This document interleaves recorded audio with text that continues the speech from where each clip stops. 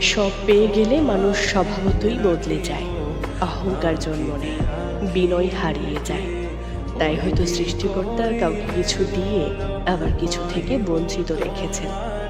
কাউকে দিয়েছেন অঢেল টাকা পয়সা, কিন্তু কেড়ে নিয়েছেন শান্তির ঘুম। কাউকে দিয়েছেন অমিত রূপ, কিন্তু কেড়ে নিয়েছেন নির্ভেজাল ভালোবাসা।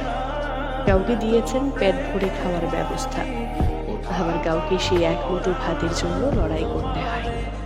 কাউকে দিয়েছেন পৃথিবীর সব কিছু, কিন্তু এক ফোঁটা শান্তি কেড়ে নিয়ে তাকে ভেতরে শূন্য করে দিয়েছেন।